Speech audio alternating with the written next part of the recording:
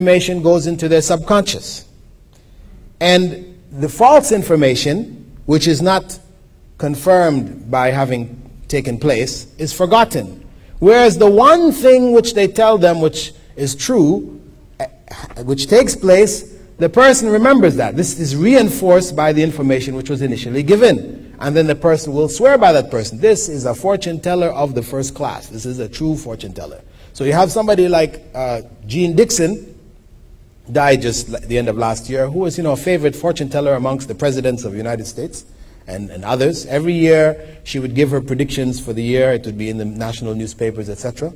And people depended on her books, they would study them, etc.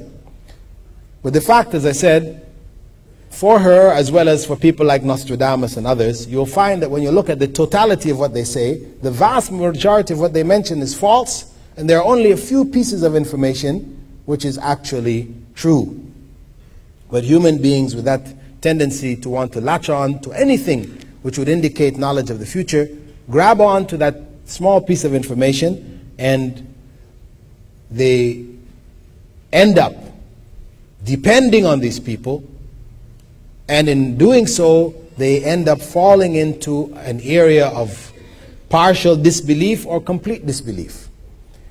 The jinn can also help fortune tellers with immediate information, like somebody is coming to them and they may get information about that person before the person reaches there. So you may go to see a fortune teller and he will tell you, or she will tell you, what your name is, what the name of your parents are, how old you are, what country you came from, etc., etc. That type of information is quite easy and quite accurate for them to get. Also, they can give information about things which are over distances, because we know the jinn are able to travel over the earth over huge distances in short spaces of time. We know in the Quran, in Surah Naml, with regards to the Queen of Sheba, when she was coming, Prophet Sulaiman asked one of the jinn to go and get her throne. And he said that he would get it for him before he even got up from the place where he was sitting. Because of the sacrilege and the heresy that is involved in dealing with the jinn, those involved in fortune telling, etc., Islam has taken a very strong stance against it. Prophet Muhammad ﷺ was reported by his wife Hafsa to have said, the salah of whoever approaches a fortune teller and asks him anything will not be accepted for 40 days and nights. This is a question out of curiosity. This is not necessarily believing in what they're saying. The salah will not be accepted for 40 days and nights. This includes all of the different forms of fortune telling that are available in our society today. One of the major ways is through the astrological science. In almost every newspaper in the world today, you'll find a page which gives the zodiacal signs, the zodiac. Signs of the zodiac, your astrological predictions for the day. If you're a Cancer or Taurus or whatever, this is a good day to do this, or a bad day, you shouldn't do this, delay it until tomorrow or whatever. All of that, if one turns to that page, if you're opening the newspaper and you just happen to see it and you keep reading, no problem. You don't read the page, you just pass over it, no problem. But now if you're flipping open that newspaper looking for it, and you're saying, people say, don't read this. You say, I don't believe it. It's just for fun. No. This is no for fun here. This is something very serious. As long as you're opening it and looking to see what what your sign is, and you're looking to see what it has to say, then you fall under this statement of the Prophet ﷺ. Your salah is not accepted for 40 days and nights. Now this doesn't mean you've got a vacation for 40 days and nights from prayer. See, some people say, okay, no point. If it's not accepted by Allah for 40 days and nights, no point to be praying. No, because when a person prays, two things takes place. One, they remove from themselves the obligation of prayer. And two, depending on the level of concentration in their prayer, they earn a reward.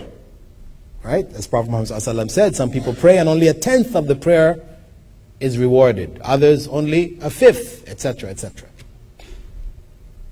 So though this is the case, if you've read your page, your astrological page today, you still have to continue to pray for the next 40 days, but the value, the reward for the prayer has been lost. Now, whoever goes looking for that page believing in what it says, or goes to a fortune teller, palm reader, or whatever, getting their tea leaves read, believing in what the person is saying, Prophet Muhammad ﷺ said, as reported by Abu Huraira and Al-Hasan, his grandson, whoever approaches a fortune teller and believes what he says has disbelieved in what was revealed to Muhammad sallallahu alaihi wasallam. This is an act of disbelief. This is how serious Islam regards it. Now, there is another aspect of the world of the jinn which has significance to us. Beyond the world of magic, because this has also become a popular area in Western society today, people like Daniels and David Copperfield and others who are dazzling people with feats of magic. And we know this is also a forbidden area. Those that are seriously involved in it are involved in using the jinn. The jinn help them. And Islam is strictly against them. In fact, the instruction that the companions followed when they went into the lands as Islam spread out of Arabia was to execute magicians. And the use of magicians is something forbidden even in the Old Testament. You can find still in what they call the Torah, in Deuteronomy 18 verse 9 to 12, we find what is attributed to God as saying, when you come into a land which the Lord your God gives you, you shall not learn to follow the abominable practices of those nations. There shall not be found among you those who burns his son or daughter as an offering, anyone who practices divination, that is fortune telling, a soothsayer is another term for a fortune teller, an augur, another term for a fortune teller, a sorcerer or a charmer, these are magicians, or a medium, one who acts as a tool for the jinn to communicate with this world, or a wizard, that's a form of magician, or necromancer, other forms of magicians. For whoever does these things is an abomination to the Lord. And because of these abominable practices, the Lord your God is driving them out before you. So it is something forbidden in the religion revealed to the prophets and revealed to mankind, though it has become very popular today. But the area which is probably the most critical to note, besides this area of fortune telling, is that of demonic possession, wherein the jinns, because some among them are able to take different forms, are able to appear as apparitions and visions to people. Every year people will see the visions of Mary or the Christ child or whatever, in different parts of the world, and this place becomes an area of pilgrimage. Or the statue, like in Ireland some years back, statue of Mary started to rock back and forth. And they thought maybe there was some seismic activity there. They brought geologists to check it out. No seismic activity, but the statue is rocking. And they couldn't find any explanation but to analyze it as being a miracle. These people are worshiping Mary anyway as the mother of God. And this became a place of pilgrimage, a small little village in Ireland. They made a big international airport there for 747s to come in. It's good business. At any rate, it became an area of fitna or trial for those people, because of course this confirms their belief in Mary being the mother of God. You also find other instances. I know in Israel, I think last year, there was one picture of Jesus where the eyes were supposed to have closed, or tears came from the eyes. It's happening all around the world, which all of this tends to confirm in people's minds that Jesus was God, Mary was the mother of God. But we understand that the jinn are able to possess objects. They're able to enter into objects and to cause movement in them or to cause sound from them. This is already recorded in Surah Taha, for example, and in other chapters of the Quran.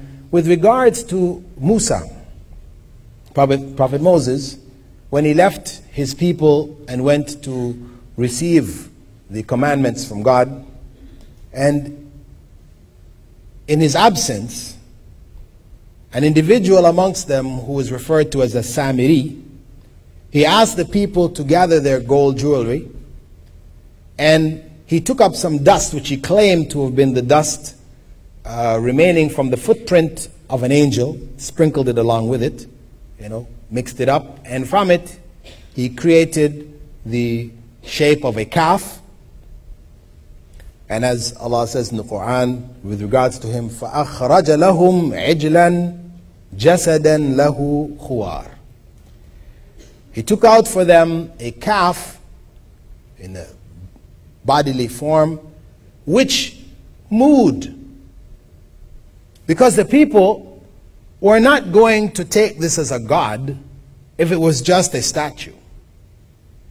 So what happened is that after creating the statue said moo, as cows do. And of course this is what shocked them and made them accept that this was in fact God. So they bowed down, they took it as a god besides Allah.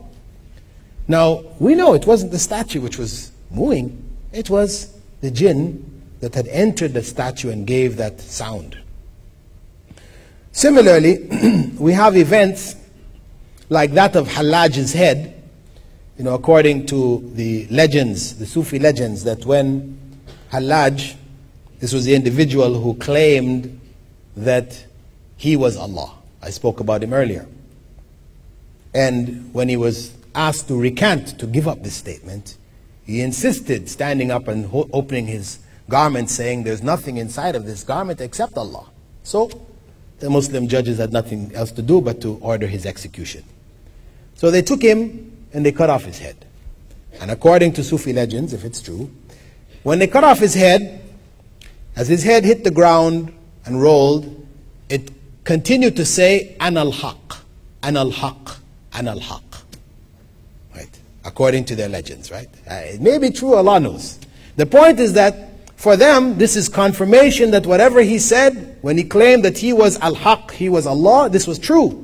But the fact of the matter is that it could very well have been the jinn saying this out of his mouth and convincing the ignorant among them that, in fact, this man was speaking the truth.